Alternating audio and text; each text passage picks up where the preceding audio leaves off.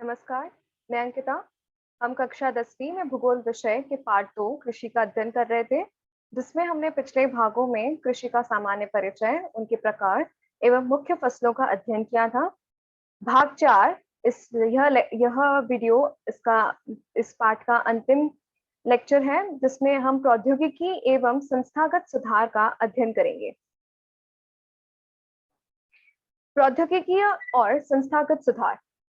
भारत में कृषि हजारों वर्षों से की जा रही है, किंतु परंपरागत तरीके तथा संस्थागत व्यवस्था में समय के साथ परिवर्तन नहीं होने के कारण कृषि में काफी पिछड़ापन पाया जाता है।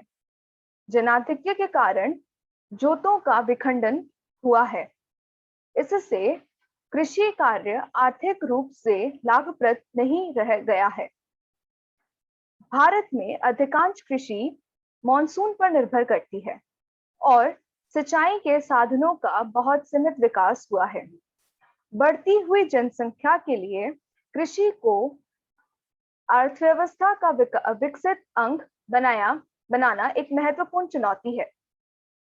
इसमें तकनीकी एवं संस्थागत सुधार लाने की अत्यंत आवश्यकता है, क्योंकि इसके बिना कृषि में सुधार लाना अत्यंत कठिन है।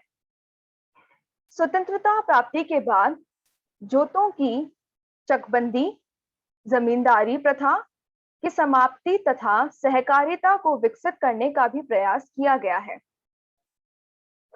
प्रथम पंचवर्षीय योजना में भूमि सुधार को महत्व रूप से लक्षित किया गया, किंतु भूमि सुधार अधिनियम एवं का क्रियान्वयन ठीक तरीके से नहीं हो सका। 1960-70 के दशक में कृषि में सुधार के लिए एक विशेष पैकेज भी लाई गई। इस पैकेज में गेहूं की कृषि में हरित क्रांति की शुरुआत हुई।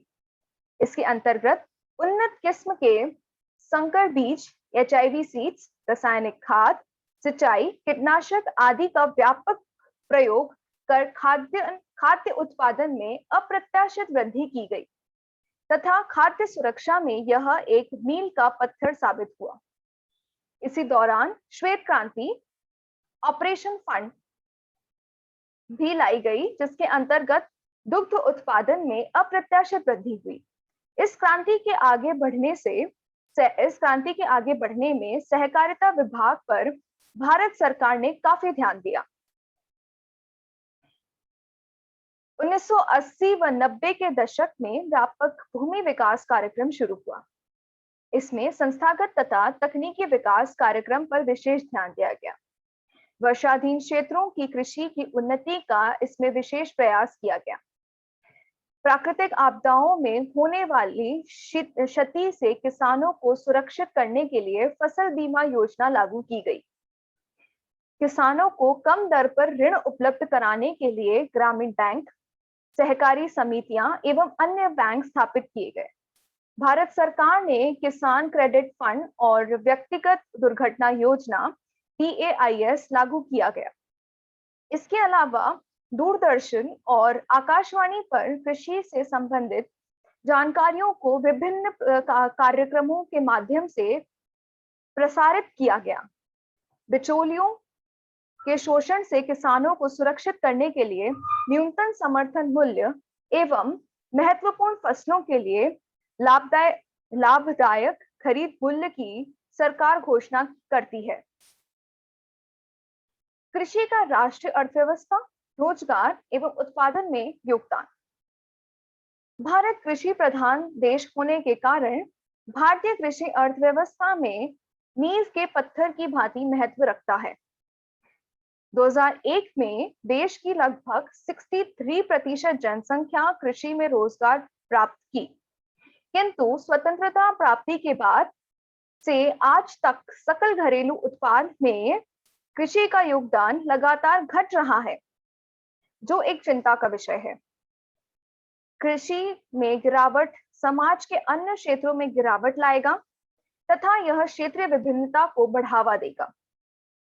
यह सर्वथा कृषि पर आश्रित लोगों के हित में नहीं है। कृषि के महत्व को समझते हुए भारत सरकार ने इसके विकास एवं वृद्धि के लिए इसके आधुनिकीकरण का प्रयास किया है। इसके अंतर्गत भारतीय कृषि अनुसंधान परिषद एवं कृषि विश्वविद्यालयों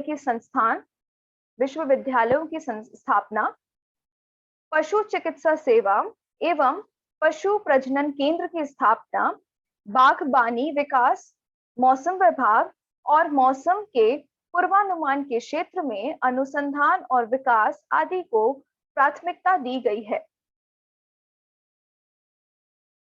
उत्पादन के प्रमुख कारण: जनसंख्या का कृषि भूमि पर निरंतर बढ़ता दबाव, घटता कृषि भूमि क्षेत्र, खेतों का छोटा आकार, भूमि स्वामित्व प्रणाली, सिंचाई की कमी, अनिश्चित सुविधाएं, मानसूनी वर्षा की अनिश्चितता, कृषि योग्य भूमि का निम्नीकरण, कम पूंजी निवेश, आधुनिक कृषि तकनीक जैसे कि HIV सीड्स, कीटनाशक, रासायनिक खाद, आधुनिक यंत्र का सीमित उपयोग, भूमि कृषि शोध एवं प्रचार एवं प्रसार तंत्रों का अच्छी स्थिति में नहीं होना, कृषि उत्पादकों का उचित मूल्य न मिलना, सालों भर काम का अभाव, कृषि के वाणिज्यीकरण का अभाव।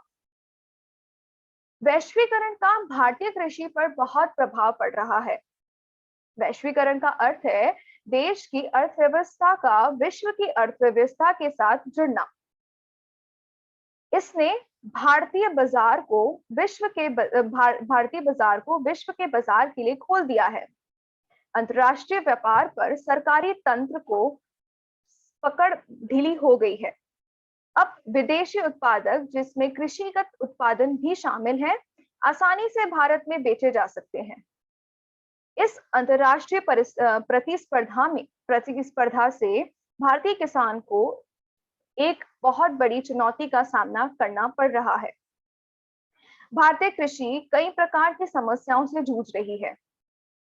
इसकी सबसे बड़ी समस्या फसलों का प्रति एकड़ कम उत्पादन है। भारत में भूमि की प्रति इकाई में फसलों का उत्पादन जापान की 1/3 और संयुक्त राज्य अमेरिका का 1/4 भाग है। वैश्विक प्रतिस्पर्धाओं का सामना करने के लिए भारत को अपनी कृषि संबंधी समस्याओं को सुनियोजित ढंग से उपयोग करना होगा। जैव प्रौद्योगिकी के उपयोग के अलावा राष्ट्रीय बाजार का एकीकरण इस दिशा में एक महत्वपूर्ण कदम हो सकता है। इसके लिए सड़क, बिजली, सिंचाई, ऋण की सुविधा आदि उपलब्ध कराना परम आवश्यक है। इसके बिना कृषि को वैश्वीकरण के लिए अनुचित प्रभाव से बचा पाना संभव नहीं है। खाद्य सुरक्षा: रोटी, कपड़ा, मकान यह हमारी मूलभूत आवश्यकता है। भोजन के साथ साथ पोषण प्राप्त करना यह सभी नागरिकों के लिए अत्यंत आवश्यक है। हमारे देश में उन क्षेत्रों में जहां निर्धनता अधिक व्यापक है, वहां भुखमरी की समस्या है। इसके निराकरण के लिए सरकार ने खाद्य सुरक्षा प्रणाली बनाई है, जिसके प्रमुखतः 2 अंग हैं। बफर स्टॉक, पहला है बफर स्टॉक और दूसरा है जन वितरण प्रणाली, PDS यानी कि पब्लिक डिस्ट्रीब्यूशन सिस्टम। इसके अंतर्गत सस्ती दरों पर आवश्यक सामग्री एवं अनाज शहरों एवं ग्रामीण क्षेत्रों में निवासियों को मुहैया कराया जाता है। इससे गरीब लोगों को भोजन सुलभ हो गया है। बफर स्टॉक बनाने में FCI, food corporation of India सक्रिय है। न्यूनतम समर्थन मूल्य पर यह किसानों से अनाज खरीदकर उसका भंडारण करती है। उपभोक्ताओं को 2 वर्गों में बांटा गया है। पहला है गरीब रेखा के नीचे यानी कि बिलो पॉवर्टी लाइन, BPL, और दूसरा है गरीब रेखा के ऊपर यानी कि अबोव पॉवर्टी लाइन, APL। इन वर्गों में आने वाले लोगों के लिए बीजों की कीमतों में भिन्नता है। यह वर्गीकरण अपने आप में पूर्ण नहीं है। इसमें अनेक हकदार गरीब लोग बीपीएल वर्ग में शामिल नहीं हो पाए हैं और बहुत से लोग जो एपीएल वर्ग में एकदम अंतिम छोर पर हैं, एक फसल बर्बाद होने पर बीपीएल की श्रेणी में आ जाते हैं, किंतु उनकी गिनती बीपीएल की श्रेणी में नहीं होती है। प्रशासनिक दृष्टि से एकदम सही वर्गीकरण करने में कई व्यवहारिक कठिनाइयां हैं। कृषि के क्षेत्र में मौलिक संरचना जैसे कि बिजली, सिंचाई, ग्रामीण सड़कें आदि में आवश्यक सुधार जितनी जल्दी किया जाए, कृषि के विकास के लिए उतना ही आवश्यक है। गेहूं चावल की अपेक्षा उस क्षेत्र में उगने वाले खाद्य फसलों को बढ़ावा दिया जाना चाहिए जिसमें वृद्धि का बेहतर संभावनाएं हो। सतत पोषणीय आधार पर खाद्यान्न उत्पादन में वृद्धि करना अत्यंत आवश्यक है, क्योंकि भारत में बढ़ती हुई जनसंख्या को खाद्य सुरक्षा की जरूरत है। फल, सब्जी, तिलहन, औद्योगिक फसलों आदि की खेती में लगी हुई भूमि में निरंतर वृद्धि हो रही है। वहीं दूसरी ओर खाद्यान्न एवं दालों के अंतर्गत लगी भूमि निरंतर घट रही है। बढ़ती जनसंख्या के कारण गैर कृषि कार्यों के अंतर्गत भूमि का प्रतिशत बढ़ रहा है। हरित क्रांति में लगाए गए प्रौद्योगिक यानी कि कीटनाशी, पीड़कनाशी, रासायनिक उर्वरक के कारण मिट्टी का नमीनीकरण एक भारी समस्या है। सिंचाई या असक्षम जल प्रबंधन से जल क्रांतिता यानी कि वाटर लॉगिंग और लवणता यानी कि सैलिनिटी की समस्या पैदा हो गई है। किसानों को मुफ्त बिजली मिलने के कारण भूमिगत जल से सिंचाई के साधनों द्वारा अंधाधुंध उपयोग किया जाने लगा है। फलतः भूमिगत जल के भंडारण के कारण नलकूप सूख गए हैं। इससे छोटे एवं सीमित किसान खेती छोड़ने पर मजबूर हो गए हैं। हालांकि बड़े किसानों को गहरे एवं नलकूप से भी जल की सुविधा है। इसी तरह अपर्याप्त भंडारण की सुविधा एवं बाजार के पर्याप्त अभाव के कारण किसानों का उत्पादन प्रभावित होता है।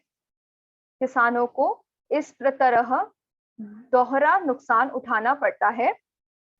इन्हें खेतों में अच्छी उपज लेने के लिए महंगा पूंजी निवेश करना पड़ता है, तो दूसरी ओर फसल का उचित समर्थन मूल्य न मिलने या किसी प्राकृतिक आपदा के कारण फसल क्षति सहना पड़ता है। मजबूरी में फसल उत्पादन को बेचना पड़ता है, अतः छोटे किसानों को सुरक्षा के बिना सुरक्षा संभव नहीं है। कुछ परिभाषित शब्द जैसे कि वर्धन काल, जिसका अर्थ है फसल के बोने, बढ़ने और पकने के लिए उपयुक्त मौसम वाला समय। हरित क्रांति हमारे देश की कृषि में क्रांतिकारी विकास, जिसमें मुख्यतः नए बीजों, खादों और उर्वरकों का प्रयोग तथा सुनिश्चित जलापूर्ति की व्यवस्था के फलस्वरूप कुछ अनाजों की उपज में अधिक वृद्धि हुई है। तीसरा है रोपण कृषि। बड़ी बड़ी आर्थिक इकाइयों में व्यापारिक उत्पादन के लिए एक से अधिक किस्म के पौधों को रोपण की विधि रोपण कृषि कहलाती है। पशुपालन एवं दुग्ध विकास भारतीय कृषि में छोटे एवं सीमांत किसानों के विकास में बहुत सहायक है। इसके द्वारा इनकी आमदनी को बढ़ाया जा रहा है तथा इनके जीवन स्तर को सुधारा जा रहा है। इसके माध्यम से मध्य शहरी क्षेत्रों, अर्ध शहरी क्षेत्रों, आदिवासी बहुल क्षेत्रों एवं सूखाग्रस्त क्षेत्रों के निवासियों की आमदनी में वृद्धि की बहुत संभावनाएं हैं। भारत में विश्व का सबसे अधिक भारत में विश्व का सबसे अधिक पशुधन है। यहाँ विश्व का 57% भैंस तथा विश्व का 14% गाय 2003 की जनसंख्या रहती है। ऑपरेशन फंड द्वारा देश में दुग्ध उत्पादन में काफी वृद्धि लाई गई। सहकारी तंत्रों को विकसित कर इस क्षेत्र में उजाला क्रांति को अंजाम दिया गया।